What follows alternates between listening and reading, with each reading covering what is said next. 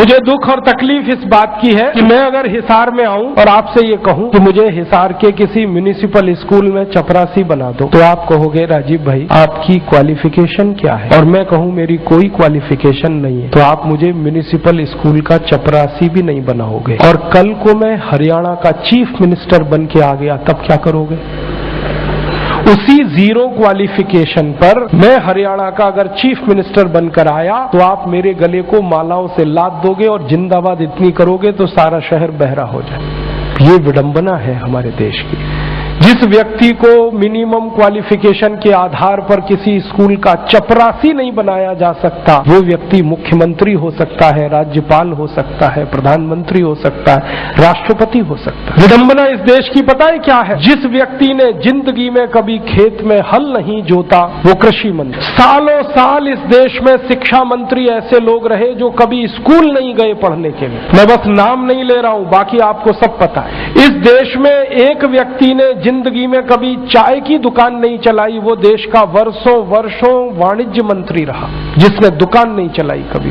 Finance का जिसको ABCD नहीं आता वो सालों साल इस देश में वित्त मंत्री रहता है। जिसने कभी अपने बेटे और बेटियों को भारत की सेना के लिए भेजा नहीं कुर्बान होने को, वो देश का रक्षा मंत्री हो सकता है। और जिसको अपनी रक्षा करने के लिए सैकड़ों जवान लगते हैं वो देश की क्या रक्षा करेगा?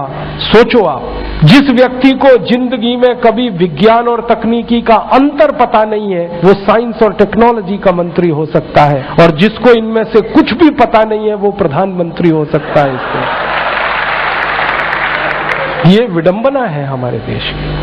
अज्ञानी व्यक्ति ज्ञानियों पर शासन कर सकता है, और हमारे शास्त्रों में कहा गया है, वेदों में कहा गया है कि अज्ञानी व्यक्ति जब ज्ञानियों पर शासन करे तो समझ लेना देश और समाज का बंटाधार ही होना है। हमारे देश में यही हो रहा है। हर अज्ञानी ऐरा गहरा नत्थू खैरा जो किसी नेता की चप्पलें उठाता था, जो किसी के जूतों में पॉलिश करता था, जिसने कभी किसी नेता के घर में रोटियां बना के खिलाई, वो राष्ट्रपति पद तक लोग पहुंचे हैं। ऐसी स्थिति हमारे देश में। उनकी क्वालिफिकेशन ही एक है कि कभी किसी बड़े नेता के रसोई में रोटियां बना के खिलाई तो राष्ट्रपति हो जाओ भैया। ऐसी बंदर बांट मची है इस देश में। और ये उस देश में जिसकी आजादी के लिए 7,32,000 लोग कुर्बान हुए, उस देश में। मुझे बहुत दुख होता है, तकलीफ होती है। अभी एक सच्ची घटना मेरे साथ घटित हुई। मैं एक दिन कानपुर गया था, तो कानपुर के रेलवे स्टेशन पे उतरा। उतरने के बाद शहर में बाहर आने के लिए नीचे पुल पर से उतर के आया तो एक छोटी सी चाय की दुकान थी। उस पर एक बेटी और एक माँ और एक छोटा सा बेटा आपस में बात कर रहे थे। वो क्या बात कर रहे थे? वो कह रहे थे, माँ हम गरीब क्यों हैं? तो कान में मेरे शब्द पड़ गए। मैंने कहा ये इस तरह का प्रश्न कोई अपनी माँ से पूछे तो मुझे लगा ये कोई साधारण लोग नहीं है, कुछ तो इनमें असाधारणपन है। चल के पूछा जाए कौन लोग हैं, परिचय लिया जाए। तो मैं गया उस दुकान पे, मैंने पूछा आप लोग कौन है? तो उन्होंने कहा कि हम तात्या टोपे के परिवार के लोग।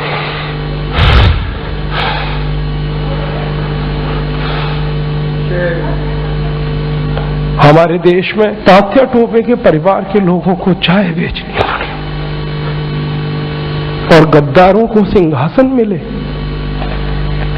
ऐसा ये देश हो गया। जिन लोगों ने तात्या टोपे को मरवाया था वो इस देश में मुख्यमंत्री रह चुके हैं, आपको मालूम है। और एक एक राज्य के नहीं, दो दो राज्य के मुख्यमंत्री रह चुके हैं। तात्या टोपे का गुप्त पता जिन गद्दारों ने अंग्रेजों को बताया था, उस खानदान के कई लोग इस देश में मंत्री रह चुके हैं। झांसी की रानी लक्ष्मीबाई को जिन्होंने मरवाया था वो इस देश में मंत्री रह चुके हैं। और तात्या टोपे जिन्होंने जवानी लगा दी देश के लिए, उनके परिवार के लोग चाय बेच रहे हैं। ये देश है और ये अब बर्दाश्त नहीं होता, और ये बर्दाश्त होना भी नहीं चाहिए किसी को।